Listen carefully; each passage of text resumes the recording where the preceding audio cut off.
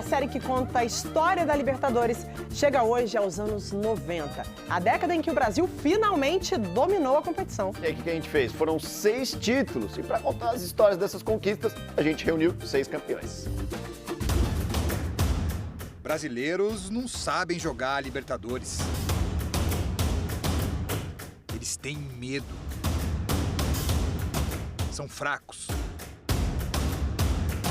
Não aguentam a pressão. Até os anos 90, era bem comum ouvir comentários assim. Afinal, em mais de 30 anos de disputas, os clubes nacionais só haviam conquistado 5 vezes a taça.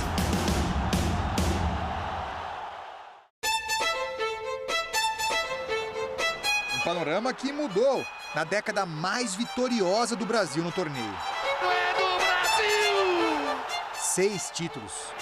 A bola batida pro gol! 6 vencedores incontestáveis.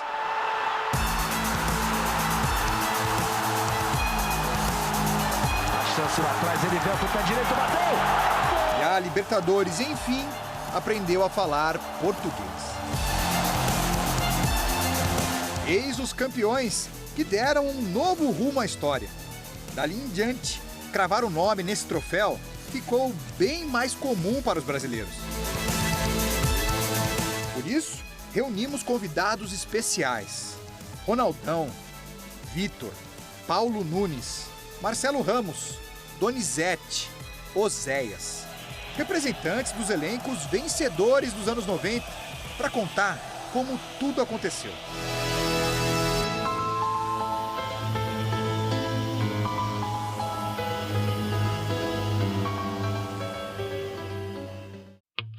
E o curioso é que nenhum desses times começou o torneio com cara assim de campeão.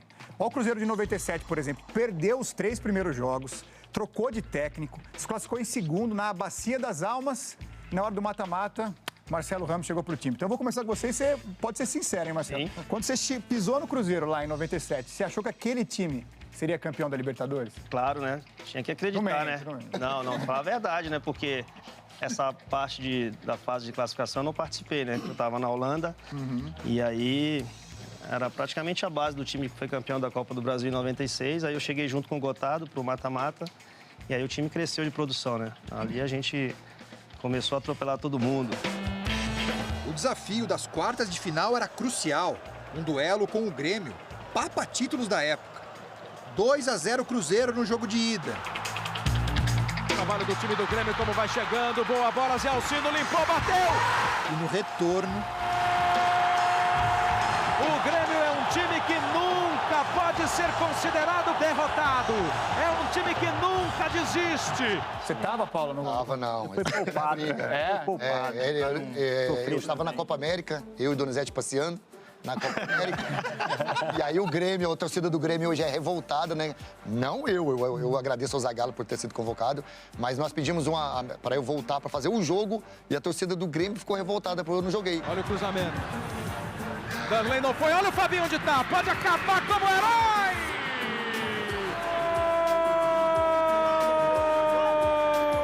Todo respeito ao grande jogador que você foi, mas se você viesse também, acho que a gente ia atropelar do Eu mesmo acho. jeito.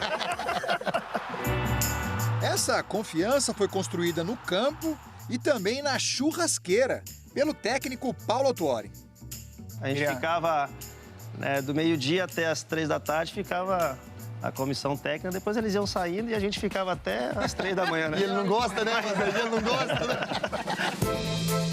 De churrasco em churrasco, eles chegaram na semifinal. O bicho pegou lá em Santiago, né? Porque a gente ganhou de 1-0 no Mineirão, né? Eu fiz o gol de cabeça. E foi uma pressão muito grande o segundo jogo lá, porque teve a confusão, né? Mas graças a Deus eu fui o último a bater o pênalti. Quando eu faço o gol, a gente comemora e até chegar no vestiário a porrada já estava... A porrada come lá embaixo. Lá embaixo já, né? E não tem esse jogo de câmera como tem hoje, então dá pra soltar o braço fácil. Espina. Tida sensacional!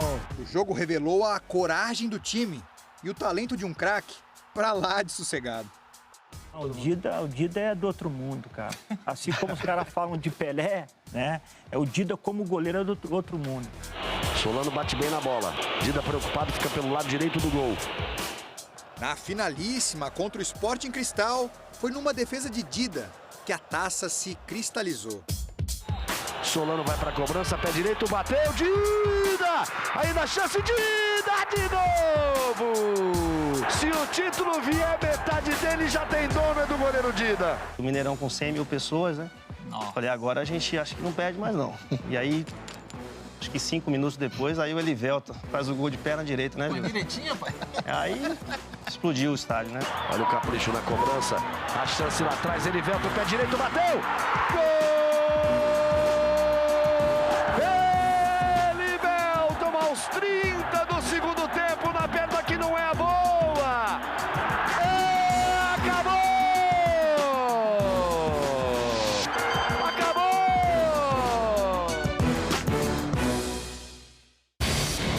O roteiro do Grêmio em 1995 foi parecido. A classificação veio em segundo no grupo, atrás do Palmeiras, então campeão brasileiro. Quando os times voltaram a se encontrar, nas quartas de final, produziram um dos duelos mais lembrados da década. E ali era a nossa final.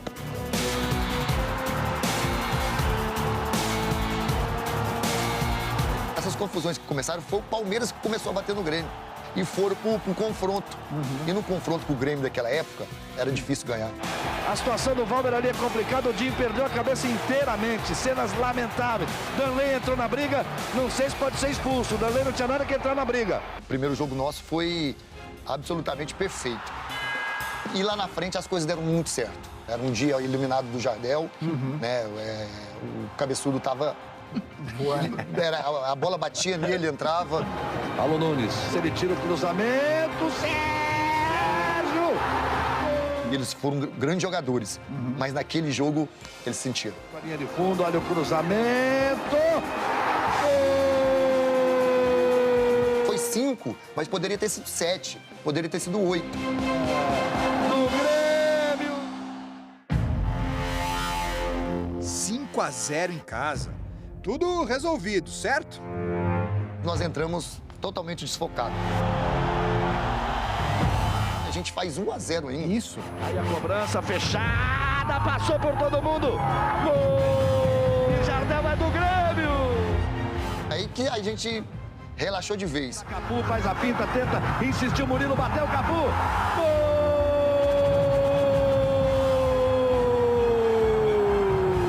Quando a gente acordou, tava 4. Pronto. Chegou a dar a sensação que podia perder? Podia, se tivesse mais 3 minutos, a gente perdia. Ou tomava mais um para ir pros pênaltis. Isso era fato. A gente tomou 5-1, eu saí faltando 5 minutos. Eu fiquei os 5 minutos dentro do vestiário de joelhos.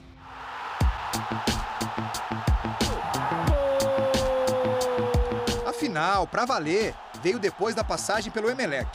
O adversário seria o Atlético Nacional. E aí, duas das figuras mais carismáticas do torneio ficaram frente a frente. Os colombianos tinham o goleiro Higuita e o Grêmio. O Jardel, além de fazer muito gol, ele era muito burro, entendeu? As frases que ele tinha, a gente tinha maior alegria. Então ele era um cara que deixava todo mundo alegre. O Jardel falava clássica, clássica e vice-versa. Eu e o Dinho e você, Paulo Nunes, vamos fazer uma dupla sertaneja. Ô, Jardel, são 3, Jardel, não são 2.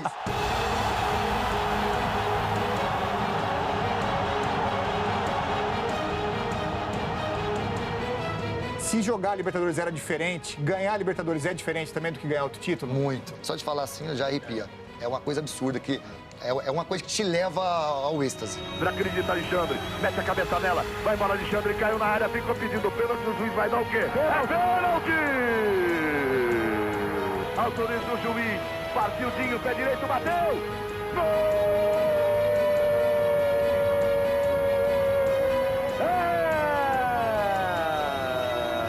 É do Grêmio! Faça a sua festa! Ela começa aqui e vai se espalhando em Porto Alegre, por todo o Rio Grande. O Grêmio é o grande campeão da Libertadores de 1995.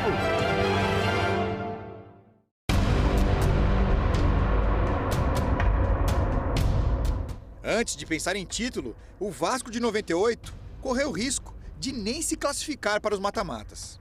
O time ficou sem vitórias nos 3 primeiros jogos. Sobra do Ramon Ramírez, o passe na frente, saiu o Germano. Para não ser eliminado, ainda na fase de grupos, era preciso derrotar o Grêmio. Donizete resolveu agir. Quando eu cheguei no time, o Lopes queria que eu marcasse. Pô, então isso é normal do Lopes. Eu falei, Lopes, não dá. Não, você não mete nada, faz o que eu tô falando. Aí não dá. Cheguei pros caras lá que são mais... Mauro Galvão, os caras lá que já estavam mais próximos do Lopes. Falei, pô... Não dá forma de você jogar. Fala pro cara pra me soltar um pouco mais, pra me jogar. O Lopes chegou pra mim e falou assim, ó, você é fofoqueiro. Eu falei, por quê? Ó, vocês já foram pro Mauro Galvão, pra fulano, é o seguinte... Tá bom, você vai jogar contra o Grêmio. Vou te soltar, vou te dar liberdade. Mas se você for mal, você não joga mais, hein? Ó, que pressão. Olha só, vai tomar uma dessa nas costas. Aí o Mauro Galvão, e aí, como é que foi o papo? Falei, beleza. Tranquilão. Aí começou o jogo contra o Grêmio. Pô, foi bem demais, deu passo pro Luizão. Fiz um golaço, ganhamos de 3-0, fui o melhor em campo. Aí ele, agora você pode fazer o que você quiser. Liberou.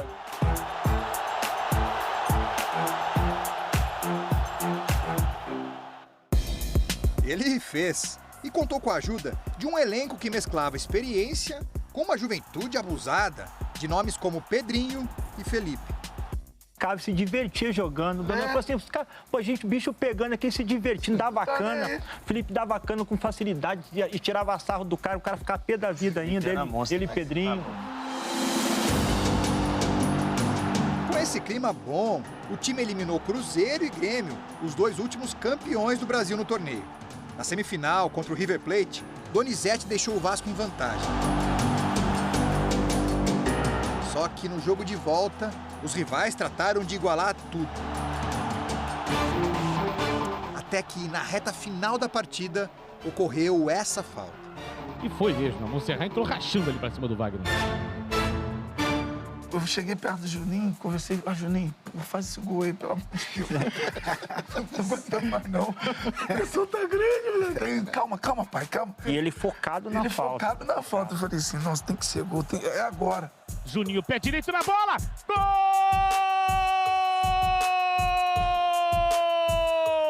do Vasco! Juninho na cobrança de falta. Quando ele entrou, meu irmão, aí, Vitor, meu irmão. Agora já era. Antes de encarar o duelo derradeiro contra o Barcelona de Guayaquil, era preciso derrotar um adversário inusitado: o sono. A palestra do Lopes era 1h30, né, Não tem como não dormir na palestra do homem. É linda a palestra dele, né? Inteligentíssimo. Mas, de vez em quando dá sono, que é 1h30. Donizete, acorda! Como você tá, Donizete? Vamos concentrar, Donizete. Olha o Donizete, arriscou, bateu de longe. O Vasco cravou 2-0 após aquela palestra. Faltava se aventurar no jogo de volta. E que aventura! Sempre tem um que vai lá no campo primeiro. Acho que foi o Bebeto. Lembra o Bebeto, preparador físico? Pra ver como tá. O Bebeto vai pra ver como é que tá. E aí a gente ofereceu volta o Bebeto. Ô, Lopes, tem 65 mil já lá no campo. Pô, pensei que o Lopes queria falar um negócio mais tranquilo. As perninhas não, já começa a ficar aqui. E aí foi uma guerra danada, fumaça e tudo. Eu falei, pô... Se é um time que não tinha cara malandro de bola, que já sabia que ele fazia parte, né? Já era, meu irmão, a gente perdia. Tentativa de segundo gol para Donizete, tem a chance, pé direito, bateu. Gol!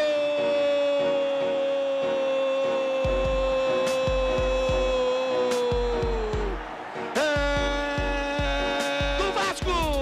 Acabou! É campeão! O time era tão bom que podia lutar pelo bicampeonato.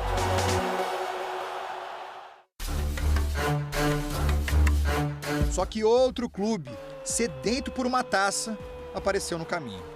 Eu lembro muito bem que o Palmeiras, enfim, a Parmalat montou um time para chegar mesmo, para ser campeão. O Palmeiras também passou em segundo no grupo e precisou encarar o então campeão já nas oitavas de final. Nós percebemos que essa Libertadores era nossa quando nós ganhamos do Vasco lá, cara. Na minha concepção. A enfiada para Paulo Nunes de calcanhar, bonito toque para Alex. Voltou para Paulo Nunes, outra vez para Alex, chegou, olha o gol! A fase seguinte reservava um desafio inédito. O primeiro encontro entre Palmeiras e Corinthians no mata-mata da Libertadores. No pé direito na cobrança, Marcos vai para Daí ele se mostrou que era um goleiro de campeão, de vitorioso. Bateu de Ney, jogou pra fora! Já tinha, pelos treinamentos ali e tal, vocês viam que ele era bom de pênalti, tinha alguma coisa ali? Ou foi surgir naquele momento ali, naquela decisão que vocês viram que o cara sabia jogar? O Marcão era preguiçoso mesmo. Não era mesmo, né? Não treinando, não. Lá vem Vampeta, ele, o Marcos, partiu Vampeta, Marcos pegou! Bateu muito mal, Vampeta bateu no meio do gol. Você eliminar o rival, deixar fora de uma Libertadores, cara, é muito gostoso. Jogo de peso. Partiu, bateu, é gol! É do Palmeiras!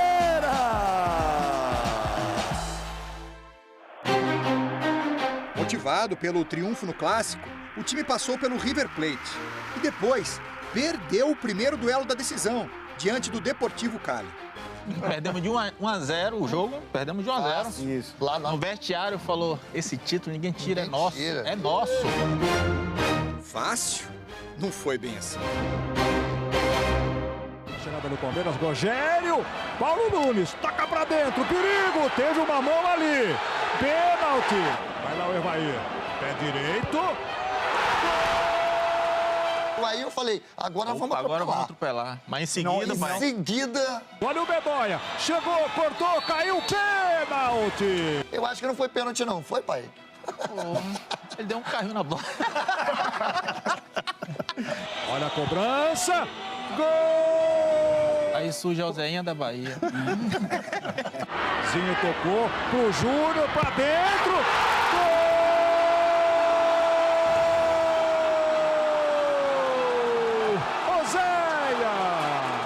Time montado para jogar Libertadores, para ganhar Libertadores, primeiro pênalti. Ele com tudo, Damel partiu, bateu na trave, perdeuzinho. Deu aquele baque. Meu Deus, será que não vamos perder em casa? Partiu Bedoya, foi pra cobrança, na trave! O Zapata sai que é sua, Marcos! Bateu pra fora! O Palmeiras é campeão da Libertadores! Isso é história, história ninguém tira. Palmeiras é o único título que o Palmeiras tem na Libertadores. Ficamos marcados na história. Foi a gente. Então, assim. Essa taça é pesada, hein? Teve o meu amigo, teve o Palmeiras da academia, parabéns. Teve o Palmeiras no sindicato, parabéns. Mas a Libertadores só foi a gente. Foi o título derradeiro da década de 90, nos pênaltis. Exatamente como que deu início a tudo isso, lá em 1992. O time deu pinta de campeão no primeiro jogo das semifinais, com um 3-0 sobre o Barcelona de Guayaquil. Mesmo assim, houve muito sofrimento na volta. Eles pintaram o vestiário de amarelo, uma tinta forte. Colocaram uma caixa de som, um barulho. Caixa de som, assim, na porta da janela. E aquele não conseguia trocar dentro, o cheiro de tinta. Nossa. Aí você ia aquecer lá fora. E só pilha, copo, água. O próprio Tele falava assim, ó, os atacantes, lateral, a gente dava carrinho, não cai no chão. Se você caía no chão, os caras pisavam. Pisava no gogó, pisava em tudo, né? Não podia cair. Não podia, ficava em pé. E aí pegamos o Nils. Isso, final é com o Nils. Final com o Nils Old Boy. Vou te perguntar o seguinte primeiro. O primeiro jogo é lá. E a gente foi olhar aqui o que se dizia na imprensa da época. E existia uma preocupação grande porque os caras que deram a dica do hotel pro São Paulo eram os argentinos também. E no mesmo hotel estava hospedado, as modelos estavam de um concurso lá. E o que a gente leu ali é que os caras do São Paulo espalharam um monte de segurança lá. Para eles não poderem... E aí, é verdade lembrar esse fato. Não consigo lembrar isso. Essa lembrança não tem a mente. Talvez porque era muita pressão, né, do jogo, né? Foi exatamente. Aí 1-0, aí perdemos o jogo de 1-0, mas jogamos bem com personalidade e tal. Então terminamos o jogo com uma derrota. Falei, vamos decidir em casa agora no Morumbi.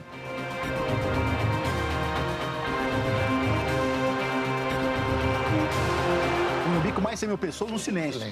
40 e poucos minutos, o Miller sai, entra o Macedinho. O Macedo entra, com aquela habilidade, ele sofreu um pênalti. Aí o Raí fez o gol 1-0. Aí foi pros pênaltis. E aí o Macidinho, tô com a perna doendo.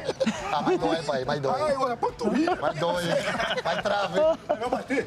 Não tô bem. Ronaldo respira, partiu, bateu e... Tava treinado daquele jeito, treinei assim, podia dar um tapa do lado, eu falei, vou mudar agora, 130 mil pessoas aqui. A minha sorte é que o argentino seguinte que bateu já errou, isolou a bola. Assim, pelo meu pênalti não vai ser. Essa eu me livrei, Não tá na minha conta. Não tá na minha conta. Tomou o Izete, partiu o Gamboa, bateu. Zete! É campeão! É campeão o São Paulo! E que tal iniciar a edição de 93 já nas oitavas de final com uma revanche daquela decisão? E pior, perdendo de cara por 2-0. Nós sentíamos que na volta nós conseguiríamos reverter o resultado. E de fato aconteceu. Nós voltamos no Morumbi e ganhamos de 4-0. Então, a partir daquele momento, dessa vitória de 4-0, o time já incorporou de novo nas oitavas de final. Com mais 3 fases, tomou na final de novo. Essa tese foi colocada à prova logo no jogo seguinte, num duelo com o Flamengo. Eu joguei que eu estava lesionado. Tive uma distensão muscular e acabei ficando fora. Tá valendo, Palinha pode ser, encobriu, olha aí, gol! Quando a gente pegou o time do São Paulo, Flamengo, a gente sabia que tinha que ser perfeito. E o Flamengo fez 2 partidas topíssimas. O São Paulo, naquela época de 93, tinha mais qualidade que o time do Flamengo. Olha a chance do São Paulo, Palinha bateu na trave, gol! Machucado, Ronaldão não pôde jogar a decisão contra a Universidade do Chile. Pra recuperar também essa carcaça aí também, a coxa desse tamanho, pô. Até pra chegar o ultrassom lá pra tirar. Ajeita no peito, bota na frente. O time era tão bom que nem precisou dele. 5-1 no jogo inaugural, que transformou a volta em mera formalidade. Você acaba ficando confiante, né? E nesse jogo você tem que estar focado, concentrado para você não errar. A bola vai para a área do São Paulo. Lunari e o gol! E aí nós emendamos 2 Libertadores, que é um fato realmente histórico. Pode comemorar, torcedor do São Paulo. O futebol brasileiro comemora mais um título de bicampeão da Libertadores da América. São Paulo ainda venceu mais uma vez, em 2005. Assunto para a semana que vem. Os anos 2000 foram do Boca Juniors, 4 títulos. Sobrou pouco para os rivais, mas pouco não é nada. Desde que a turma dos anos 90 ensinou o caminho, essa taça nunca mais ficou muito tempo sem que um time brasileiro cravasse o nome nela.